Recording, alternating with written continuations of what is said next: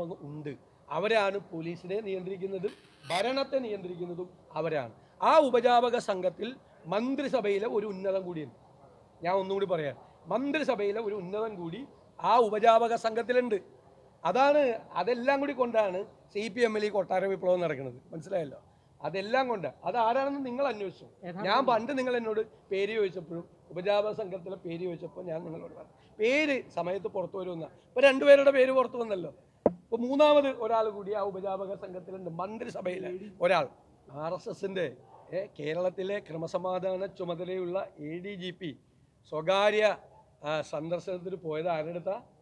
RSSന്റെ അഖിലേന്ത്യാ general secretary Dattatreya ഹൊസബലയുടെ അടുത്ത് സ്വകാര്യ സന്ദർശനം.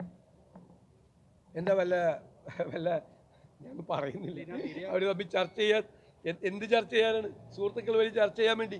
ഇനി വേണമെങ്കിൽ ഇപ്പോൾ അജിത് കുമാർ ചർച്ച ചെയ്തത് ഞങ്ങൾ അറിഞ്ഞിട്ടില്ല. അതാണല്ലോ ഇപ്പോൾ ഒരു വാദം പുറത്തു പറയുന്നത്. മുഖ്യമന്ത്രി ഇതുവരെ വാദിറന്നിട്ടില്ല. വാദത്തിന് സമ്മതിക്കുക, മുഖ്യമന്ത്രി പറഞ്ഞു വിട്ട വാദത്തിന് കേട്ടോ. മുഖ്യമന്ത്രി പറഞ്ഞിട്ടല്ല അജിത് കുമാർ പോയതെന്ന് വാദത്തിന് സമ്മതിക്കാം. പക്ഷേ മുഖ്യമന്ത്രി അറിഞ്ഞല്ലോ. തൻ്റെ കീഴിലുള്ള ഈ ഉദ്യോഗസ്ഥൻ RSSന്റെ ജനറൽ സെക്രട്ടറി, അതായത് ന്യൂനപക്ഷ അവകാശങ്ങൾക്ക് പുനർചിന്ത വേണം. ന്യൂനപക്ഷ അവകാശങ്ങൾ എന്നുള്ള ഒന്ന് കൊടുക്കാൻ പാടില്ല, അതിന് പുനർവിചാരം വേണം എന്ന് പറഞ്ഞ RSS നേതാവാണ് ഈ ഹൊസബലെ. അയാളെ തൻ്റെ കീഴിലൊരു ഉദ്യോഗസ്ഥൻ കണ്ടു എന്ന് അന്ന് തന്നെ മുഖ്യമന്ത്രി അറിഞ്ഞല്ലോ. മുഖ്യമന്ത്രി അറിയാതെയാണ് വിട്ടതെങ്കിൽ അന്ന് തന്നെ അറിഞ്ഞല്ലോ. ഇൻ്റലിജൻസ് റിപ്പോർട്ട് ചെയ്തല്ലോ. എന്നിട്ടൊരു വിശദീകരണം ചോദിച്ചോ? ഒരു നടപടി എടുത്തോ? നടപടി എടുക്കണ്ടേ? മുഖ്യമന്ത്രി അറിയാതെയാണ് ഇയാൾ പോയി ഈ ഹൊസബലെ കണ്ടത്. സ്വകാര്യ സന്ദർശനത്തിന് അല്ലെങ്കിൽ അതിർത്തി തർക്കം പരിഹരിക്കാൻ, തമ്മിൽ അതിർത്തി തർക്കം ഉണ്ടല്ലോ, അത് പരിഹരിക്കാനാണ് പോയതെങ്കിൽ എന്തിനാണ് പോയത് എന്നുള്ളൊരു വിശദീകരണം ഈ മുഖ്യമന്ത്രി ചോദിച്ചോ? ഞാൻ വാദത്തിനാണ് പറഞ്ഞത്. വാദത്തിന് സമ്മതിച്ചാൽ മുഖ്യമന്ത്രി അറിഞ്ഞല്ലോ, അല്ലേ? അറിഞ്ഞിട്ട് ഇപ്പോൾ ഒരു കൊല്ലത്തിലധികമായല്ലോ. അപ്പോഴും അയാൾ ആ സ്ഥാനത്തിരിക്കുകയാണ്. ഇവിടെ തൻ്റെ കീഴിലുള്ള ഒരു ഉദ്യോഗസ്ഥൻ RSS നേതാവിനെ കണ്ട് 1 മണിക്കൂർ ചർച്ച നടത്തിയെന്ന് അറിഞ്ഞിട്ട് മിണ്ടാട്ടമില്ലാത്ത മുഖ്യമന്ത്രിയാണോ? അപ്പോൾ ഗോവിന്ദൻ സത്യത്തിൽ വീണ്ടും മുഖ്യമന്ത്രി അപമാനിക്കുകയാണ്. അങ്ങനെ അറിഞ്ഞിട്ടും നടപടിയെടുക്കാൻ ധൈര്യമില്ലാത്ത ആളാണ് പിണറായി വിജയൻ എന്നാണ് ഗോവിന്ദൻ പറഞ്ഞതിൻ്റെ അർത്ഥം. പുനർജനി കേസിൽ ED അന്വേഷണം നടത്തുന്നുണ്ട്. നിങ്ങൾ തന്നെ റിപ്പോർട്ട് ചെയ്തിട്ടുണ്ടല്ലോ. അതിലെ പരാതിക്കാരനെ 3 പ്രാവശ്യം വിളിപ്പിച്ചില്ലേ?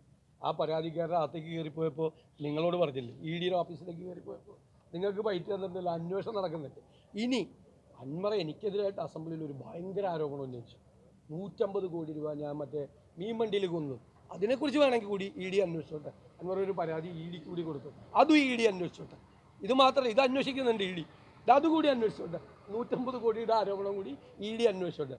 ഇത് അദ്ദേഹം പിണറായി വിജയനെ വീണ്ടും അപമാനിക്കുകയാണ്. പിണറായി വിജയൻ്റെ കോക്കസിൽപ്പെട്ട മുഖ്യമന്ത്രിയുടെ ആഫീസിലെ ഉപജാപക സംഘത്തിൽപ്പെട്ട ആഭ്യന്തര വകുപ്പിൻ്റെ ചുമതല വഹിക്കുന്ന മുഖ്യമന്ത്രിയുടെ സ്വന്തം ആളെ എനിക്ക് വേണ്ടിയിട്ട് വിട്ടെങ്കിൽ അപ്പോൾ മുഖ്യമന്ത്രിക്ക് ഒരു കാര്യമില്ല, കസേരയിലിരിക്കാന്നാണ് അൻവർ പറഞ്ഞതിൻ്റെ അർത്ഥം. ഞാൻ ഇതിനൊക്കെ മറുപടി പറയുന്നത്. നിങ്ങൾക്ക് തന്നെ ഇത് കേട്ടപ്പോൾ നിങ്ങൾക്ക് എന്താ തോന്നിയത്? അത് മാറ്റാൻ പറ്റത്തില്ല. കാരണം ഒരുപാട് രഹസ്യങ്ങൾ അറിയാവുന്ന ആളാണ് ഈ P ശശിയും അതുപോലെ അജിത് കുമാർ. അവർ രണ്ടുപേരും അവിടെ നിലനിന്നുകൊണ്ട് അവിടെ നിലനിർത്തിക്കൊണ്ട് ഈ അന്വേഷണം നടക്കുന്നതിന് ആദ്യം എതിർത്താരാ? ഈ അന്വേഷണം പ്രഹസനമായി, എന്ത് പ്രഹസനമാണ് മുഖ്യമന്ത്രി എന്ന് ചോദിച്ചതാരാ ആദ്യം? ഈ അജിത് കുമാറിനെയും P ശശി അവിടെ നിലനിർത്തിക്കൊണ്ട് പാർട്ടി ഇപ്പോൾ ഭയങ്കര സംഭവം ഉണ്ടാക്കുന്നു പറഞ്ഞൊരു പോക്ക് പോയി. ഇപ്പോൾ പാർട്ടി എന്താ പറയുന്നത്? ശശിക്കെതിരായിട്ട് ഒരു ആക്ഷേപമില്ല, അല്ലേ? അൻവർ ഇങ്ങനെ പരസ്യമായിട്ട് പറയാൻ പാടില്ലായിരുന്നു. പിന്നെ മറ്റത് അന്വേഷിക്കുന്നുണ്ട് DGP എന്നല്ലേ ഇപ്പോൾ പാർട്ടി പറയണം. ഒരാൾക്കും ഇതിൻ്റെ അകത്ത് ഒരു റോളുമില്ല, ഒരു പാർട്ടിക്കും ഒരു റോളുമില്ല.